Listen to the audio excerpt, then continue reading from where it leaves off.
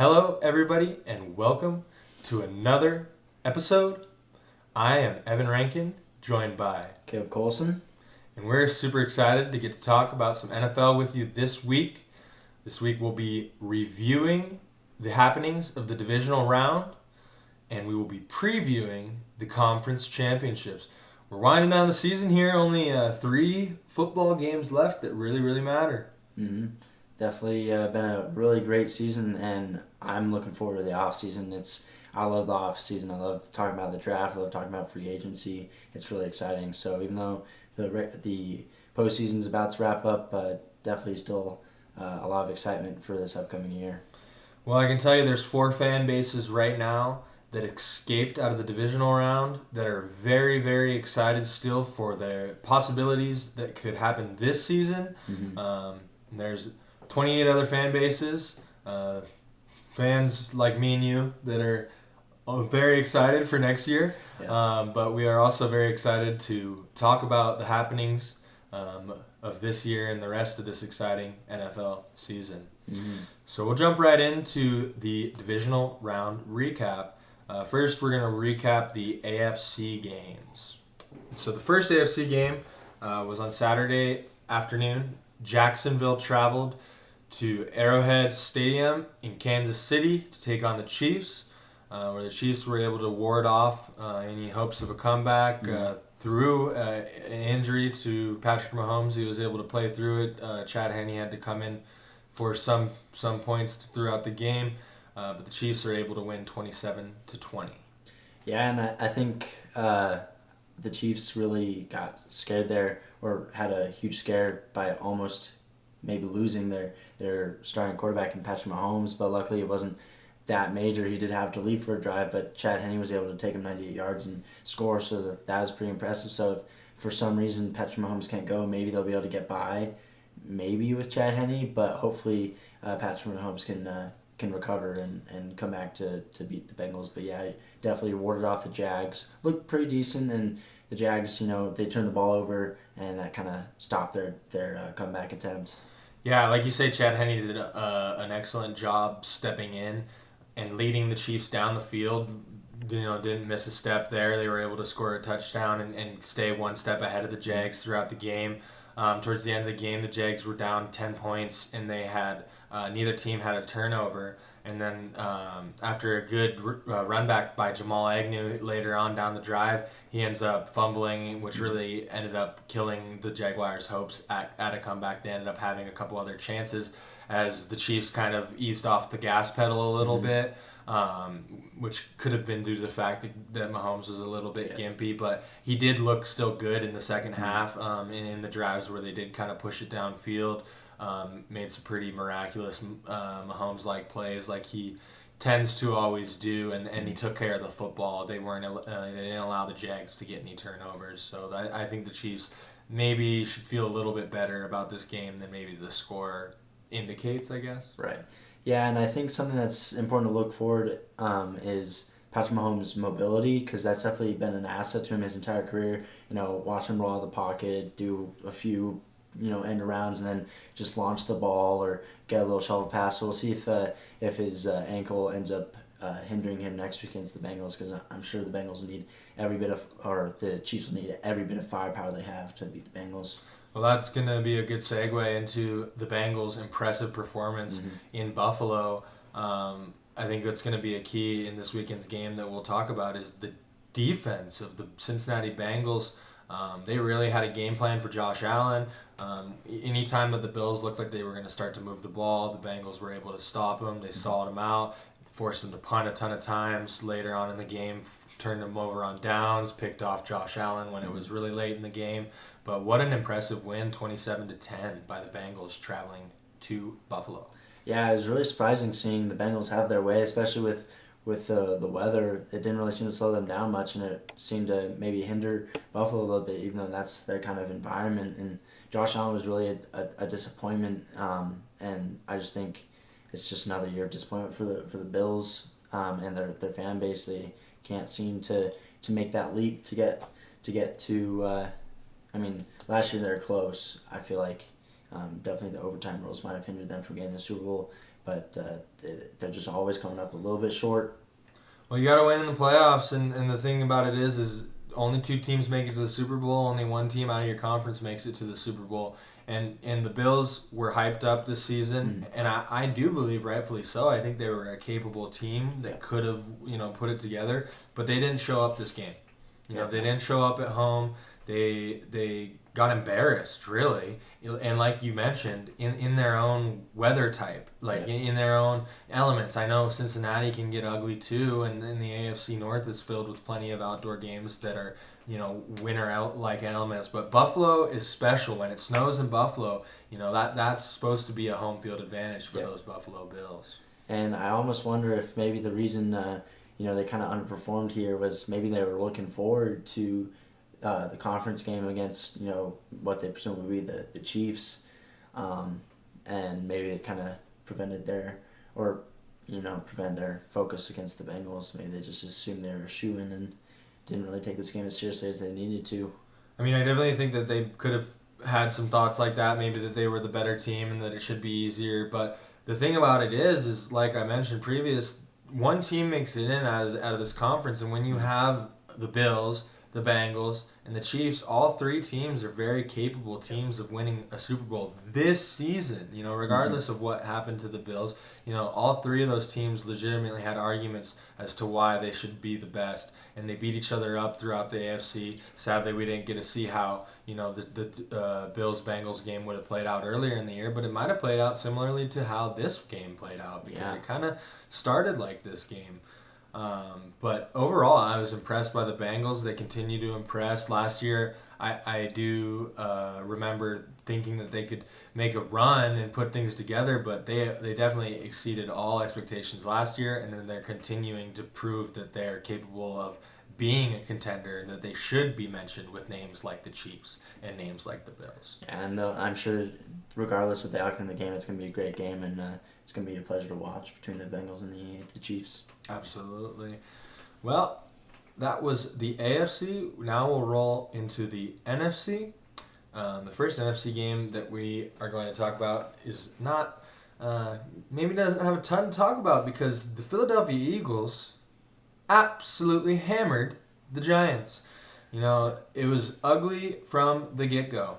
Yeah, I was talking to you earlier before we saw the podcast, but they really made the Giants seem like the first team to almost not deserve the playoffs, or almost like just not really be contenders like every other team. It seemed like they had a chance. Even the Jags doing well to come back, and then they kept kind of close with the Chiefs, but this was just a slaughter, and Daniel Jones did not look good, only had 135 passing yards, and they held the Giants to under 250 total yards as a team.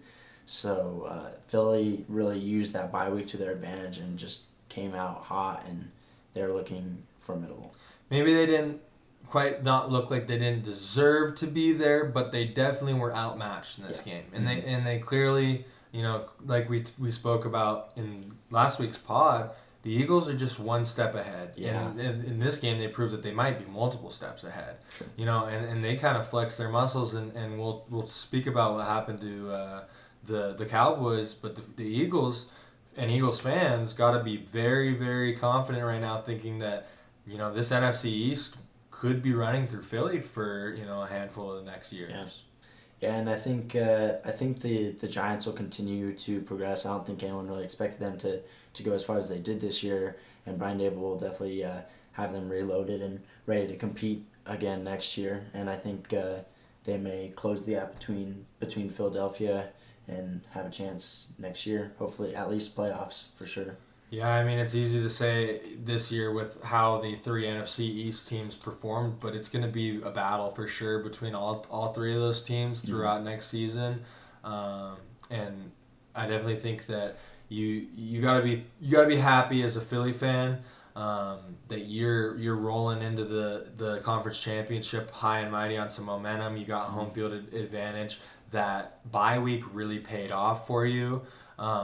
but simultaneously, as a Giants fan, obviously you're hurt and you're upset that you didn't show up on this big stage. And a lot of Giants fans had convinced themselves that they were going to compete with Philly and that this was going to be a close game and that Philly was vulnerable for an upset and just it wasn't close to happening. But Giants fans should be happy about their season. They really should. They got to the playoffs. They won a playoff game, and under a first-year head coach Brian Daboll clearly proved that what he was doing in Buffalo it is going to be able to translate into the head coaching position, and he's going to be able to create wins for this New York football team. Yep, for sure. They should be excited about the offseason as I am. Yes, as I am too. Well, the last game that we have to review and wrap up for you is a dogfight that occurred in San Francisco on Sunday. The the Cowboys went to San Francisco, and 2 turnovers by Dak Prescott led to 19 to 12 victory by the 49ers. Yeah, it's really just kind of a dogfight, like you were saying. Lots of field goals, lots of stalled out drives.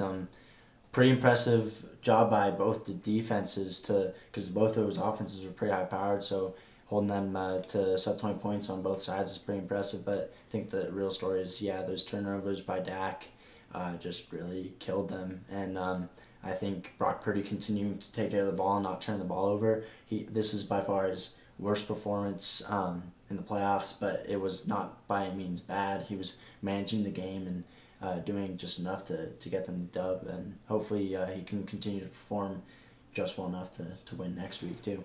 Well, that's right. He definitely did enough to get the win for them, but Cowboys fans should definitely are definitely going to be haunted by Dak's picks and the inability to finish drives. So many field goals were settled for by both teams, and the defenses ought to be proud of themselves on both sides, especially the Cowboys side. But you come out of it with the loss, and the 49ers defense obviously looked very good, and they were able to stall out Dak, and they were able to create turnovers. They were flying around. They looked very good, but the Cowboys defense was able to hold this Niners offense, which had been repeatedly scoring 30, 35 plus on every team they were facing. Yeah. Granted, the competition pre-playoffs versus playoffs is a big thing, and it's a different story.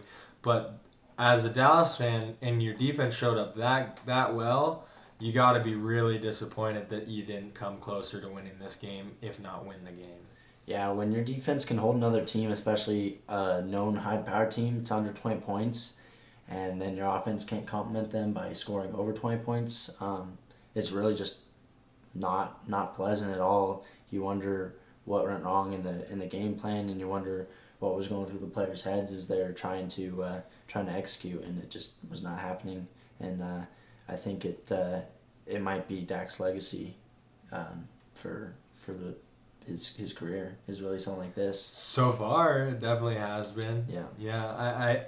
I think like you said, complimentary football. The Niners did play complimentary football, and the offense just did not complement the defense for the Cowboys, and the defense wonderfully complemented the offense for the 49ers, as the 49ers offense had a little bit less of, they underperformed compared to their usual, and they still were able to win by a full touchdown.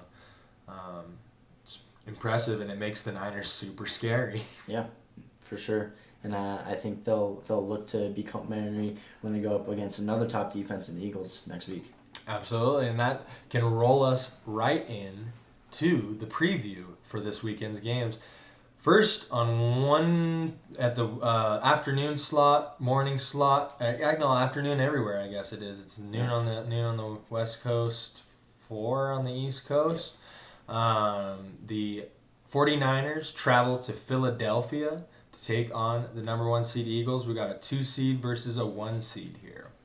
Yeah, and I'm really excited for this game because we're just treated to so many good matchups this year, and it's going to be exciting to see how Kyle Shanahan prepares rookie Brock Purdy to another really, really good defense, and hopefully they can try to be a little bit more efficient than they were against the Cowboys, because this Eagles offense is better, in my opinion, than than the Cowboys offense, and that running game by Philly is really going to help them out to take control of the ball. So if Brock Purdy and the Niners offense can't execute and get points on most drives, they're not going to win this game. Yeah, I'm also similarly very excited for this game. I'm almost more excited for this game than the afternoon, evening, primetime slot game. Just simply because both these teams looked so good in different ways all year. I mean, different ways but similar also. Their offenses are much different, but their defenses are both very, very good defenses. They fly around, they create turnovers, and they complement the offenses extremely well. This game's going to be about pacing, in my opinion, really. I think if this game goes the Eagles' pace, I know the Niners can score points, but if this game goes like the first half of the 49ers versus Seahawks game goes, the Eagles are going to be able to outlast the Niners in a shootout. You can't give the Eagles opportunities to score touchdowns while the Niners are scoring field goals.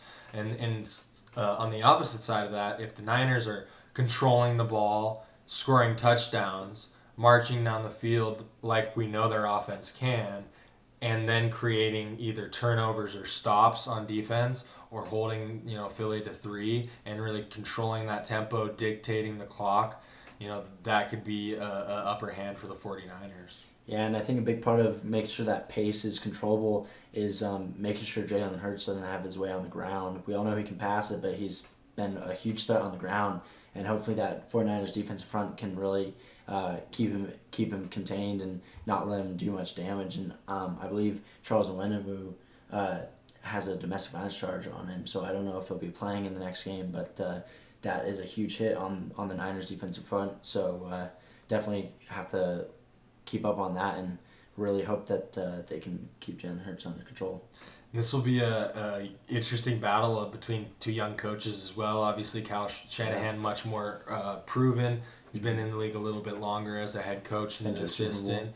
But Nick Sirianni, boy, has he impressed. A lot of people scoffed, laughed, ignored the hire of Nick Sirianni.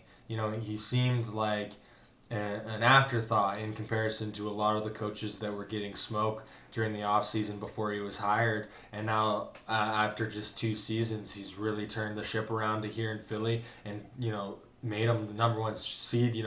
They were petering off after Doug Peterson, and what a hire, what a way to, maybe Doug Peterson wasn't the problem, but Sirianni fixed whatever the problem was. Yeah, for sure. Definitely impressive to say the least. Absolutely. Well then, we'll preview for you the AFC matchup before we give you our picks for the 2 games.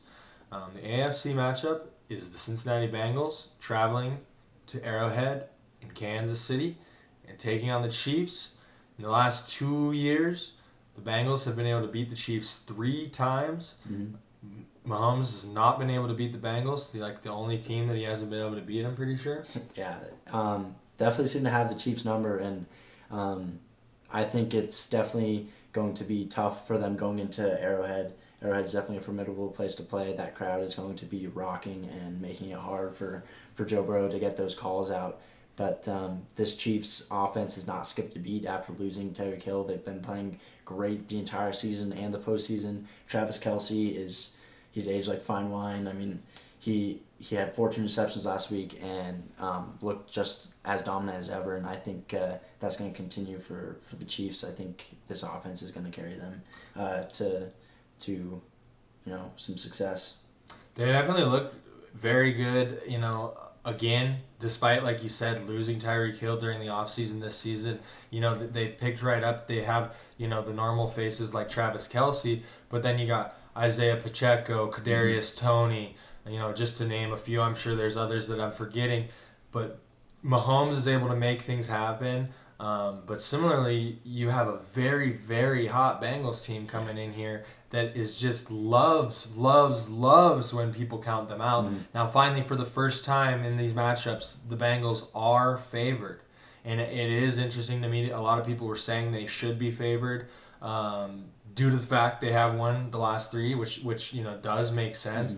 But then again, it's Patrick Mahomes. It's the Chiefs. It's at home. I know Mahomes a little bit nicked up, Mm-hmm. but this will be a great matchup for sure. Two great young quarterbacks, and this is like the Manning versus Brady type of matchup of the sure. AFC of this new generation of quarterbacks. Yeah, and I think it's just Joe Burrow is just so efficient with the ball, and the Bengals offense can really keep up with the Chiefs offense. I think on their good days, and this Bengals defense, they look dominant against Josh Allen and the Bills, and they really stifled the run game of the Ravens back in the wild card round. So I don't think their defense is anything to scoff at either. I think this defense should have some respect and definitely be considered a threat to Mahomes in this offense. I think it might be their biggest threat,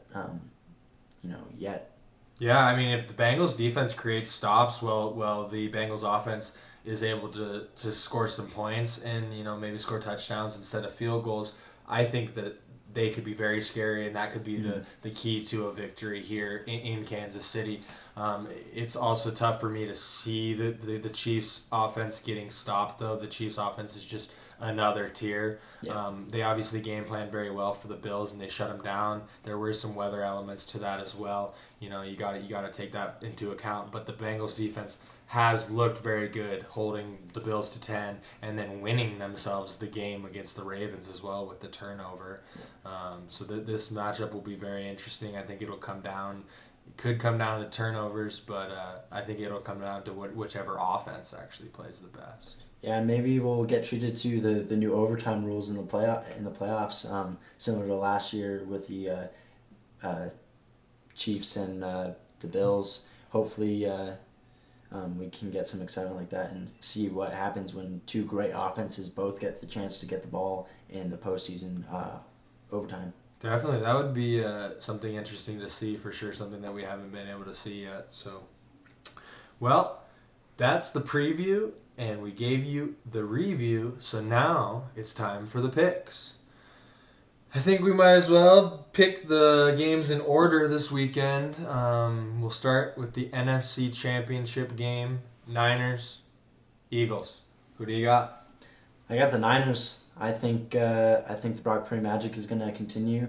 I think Kyle Shanahan is going to have him in that offense firing on all cylinders. They're gonna take what they got against a really good Dallas defense and use that to game plan against a really really good Eagles defense. And I think their defense is gonna do just enough to get Jalen Hurts, and I think it's gonna be close. But I think the Niners pull this one out. Yeah, I mean this game is exciting. This game really is exciting. I think that both games we're dealing with here are very much coin flip games. Mm-hmm. I mean I straight put myself into circles this week trying to pick these games because one thought you think, oh, this team, that team, and I could see any four of these combinations, any four of these teams matching up in any combination happening, and it wouldn't be all that surprising. But in this game, I'm going to have to roll with Philly. They've done enough this year to prove to me. I rarely do like taking a number one seed to go all the way, especially when it. I wasn't all in on Philly super early on. It was shades of maybe the 2020 Pittsburgh Steelers for a little while, right. especially when they got knocked off by the Commanders there and kind of got exposed to be vulnerable. Jalen Hurts got hurt and then comes back and they flex their muscles against the Giants. They have the home field advantage. Brock Purdy and the Niners offense looked pretty shaky last weekend in comparison to what they had looked like. Right. I'll be interested to see if this game goes leans more of a dogfight and ends up being a defensive game, because I think if it goes defensively, I do think the Niners have the advantage. Right. The Niners might pull this one out, but I have a feeling this game goes more offensively, and I think the better offense is going to win, which is the Eagles, in my opinion. That's fair enough, and I think experience might come into this a little bit. Kyle Shanahan has a little bit more experience than Nick Sirianni, and he's been to a Super Bowl, so maybe that will give them the edge to maybe outcoach Nick Sirianni and get them back to the Super Bowl and avenge their loss maybe against the Chiefs. Well, it definitely wouldn't be the first time that the Niners have gone on the road and had a big playoff win. Yeah. So under Kyle Shanahan, he's done it before. He's experienced, like you say. So it would not be that all that surprising to me. It does pain me to pick against this Niners team because they are very good and they're very scary when they click. But I think just that on this Sunday, I think the Philadelphia team is going to be the better team.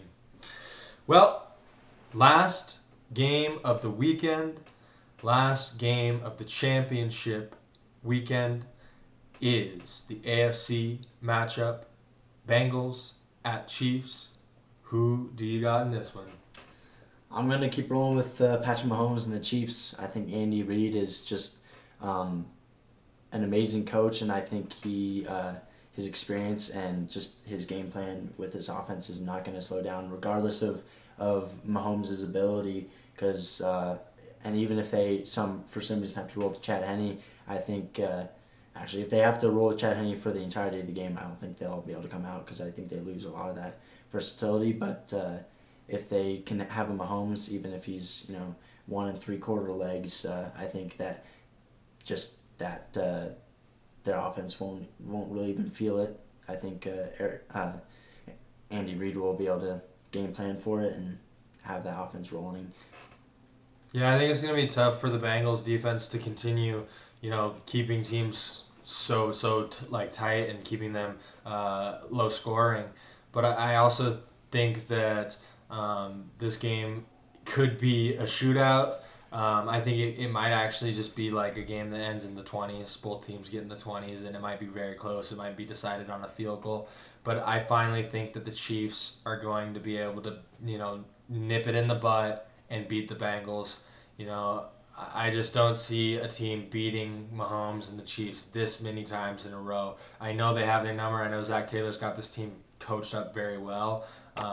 But yeah, you're dealing with Andy Reid. They got another shot here. They've made it this far.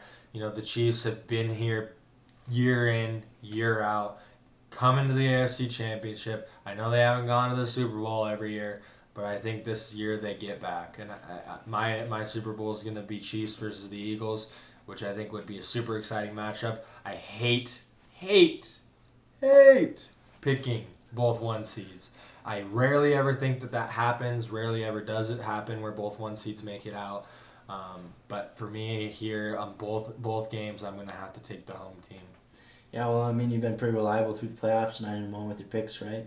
Yeah, I believe 9-1 with my picks. You're 7-3. Yep. Your picks, so he's hitting at a 70% clip in a small sample size. I'm hitting at a 90% clip in a small sample size.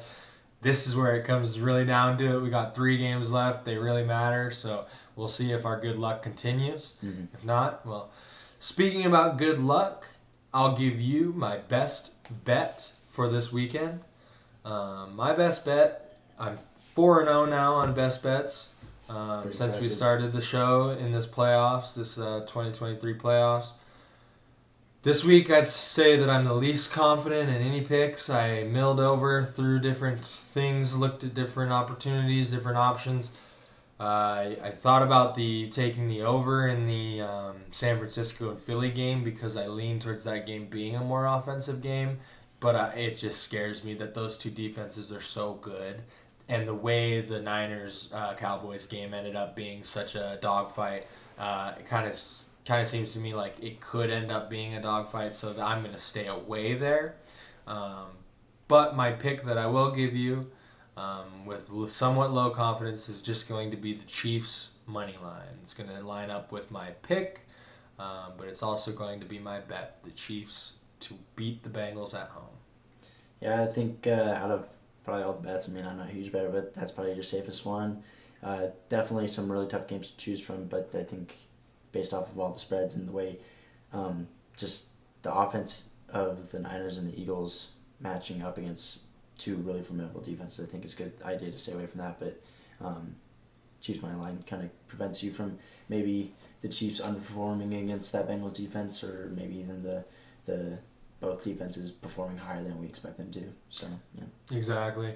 Yeah, it's good to stay away from something if you just don't know, and obviously it's always pretty much technically random what can happen, but if you don't have a hunch, you don't have a hunch, and when it comes down to these two games, it gets pretty tough. So it's definitely important to pick with confidence and bet with confidence if you do bet. And once again, another reminder to bet responsibly as well. Well, we're gonna wrap up today's pod with a little bit of couple takes, couple questions, and our opinions in the opinionated segment. My first question for you, Caleb, is out of all the defenses this weekend that showed out, those three major defenses being the 49ers defense holding the Cowboys to 12 and picking off Dak 2 times, the Bengals defense shutting down Josh Allen and the Bills, holding them to 10 at home in Buffalo, or the Eagles defense completely shutting down the Giants, having them up 28-0 at halftime, ultimately only giving up one touchdown to the Giants. It's got to be the Eagles. I mean, to hold a modern day NFL offense to less than 250 yards and to hold a quarterback to 135 yards total in the playoffs is just incredible.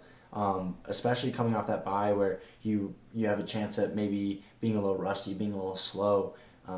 They were not. They used that to rest up and prepare better than any other defense in the divisional round, and it was just really a truly dominant performance. And they say defense wins championships, and hopefully the Eagles can carry this momentum on defense against another an even better offense than what they just played, and maybe rout the Niners. Who knows? But it's just really impressive by Nick Sirianni and that defense to hold an NFL offense to 7 points, especially in the playoffs. I think you definitely can talk about complimentary defense for all the teams that won this weekend, especially the three teams that I presented you with this option. But when you watch these games, you watch the highlights from this weekend, you just watch how these games flowed. The team that complemented just the best and just the most dominant looking team was Philly and their defense, and I just have to agree with you there. Like you gave the numbers, you just don't see teams pass for less than 150, have less than 250 total. That's just very very rare nowadays. And they just complemented their offense extremely well. The Philly offense was able to be on the field whenever they wanted to, basically, and march down the field at will. Yeah, and something that might help attribute to that is that they were divisional rivals, so this is the third time they've seen each other this year. But obviously it didn't translate for the Giants and their defense. So definitely just crazy performance by that defense, and hopefully they can keep that going if they want to reach the Super Bowl. Definitely, they're going to have a challenge against a good Niners offense, and their offense themselves will have a challenge against a good Niners defense. Mm-hmm. Well, before I let you give me a question, I'm going to actually give you my second question because I know that your question is going to change our topics or kind of our realm of what we're talking about a little bit. Okay. So first I'll give you my other question, which is kind of similar, but what offense out of the four remaining teams scares you the most or maybe is most impressive to you as a whole? As a whole, the Chiefs, just the success they've had offensively the past 4 years is nothing short of historical, especially Patrick Mahomes. I believe I saw a stat where he had the most yardage of any player in a single season, both passing and rushing, in NFL history. So obviously he's getting better, even losing a major weapon, Tyreek Hill, but just the consistency of this offense and the way they can just evolve even throughout a game and just all the different schemes and play types that they can come up with, it really is crazy. But the Niners offense this season, its consistency with having three different quarterbacks is also really impressive. I know they acquired Christian McCaffrey and he really helped them out, but so that's pretty impressive. But definitely the Chiefs and just their consistency on offense, they week in week out you're never like, oh wow, they really slowed down or this offense might have a chance to outplay them. It's always Chiefs offense is going to carry them to the win. I think that's a great answer. I think it's a very tough question. I think there's a lot of offense or all four of these offenses are extremely good. I mean, you look at Joe Burrow and the Bengals, Jamar Chase, Joe Mixon, like that offense is really good. T. Higgins, and then you look at Kansas City and the Chiefs. But to me, on the NFC side, what's interesting is the 49ers, like you mentioned. Brock Purdy's been impressive. He's done the job. He was leading them to 30, 35 plus points time in, time out. He hasn't had that full season to prove what this offense really is, totally what it's going to be every week when what you could count on. But I think it'd be interesting to think about what would have happened if Trey Lance would have stayed quarterback of this team and had an opportunity to develop. Would they still be this far? Would they be worse? Would they be better off? It's impossible to say, but it's kind of interesting to think about. But finally, I'm going to give you my thought is that I actually think the Eagles' offense is the scariest offense right now. Just the way that they can have a dual threat quarterback with Jalen Hurts. If he's able to run for first downs when he's 7 yards away with ease. I know he probably won't be able to do that on the Niners defense, but he's been able to do that. And you got Devontae Smith, A.J. Brown. This wide receiving core looks really good, and this offense is clicking. So yeah, they had 260 plus rushing yards against the Giants. So obviously, they're just a really well-rounded team, and if they can put up that against the Niners, they'll control the ball all the way down the field. But yeah, all these offenses are really impressive, and I wouldn't say we've kind of shied away. Well, maybe I would say we've shied kind of away from defense was championships. As long as you have a good enough defense, then if your offense is just really menacing, then they might be able to take over in today's game. It's tough to say. The Rams' defense was really good last year, and their offense kind of won them that game. It's tough to say. The defense did play really well. But the year prior, the defense did win the championship for the Buccaneers. Right. They came in there with a game plan. And that will be interesting to see this weekend. I think both my picks maybe were more biased to the better offenses. But I think maybe next week when we come in and review these games, we'll be talking about which defense won them this game. And, that could be the defense that might end up winning, not only a conference championship, but a Super Bowl championship. Right, yeah. All right, so like you said, my question is going to kind of take us away. Maybe I'm getting too excited in the off-season because this is an off-season related question, but what are your thoughts about this upcoming draft with a revitalized QB class? Do you think there's any chance for some trades up in the first round to get some of those coveted passers?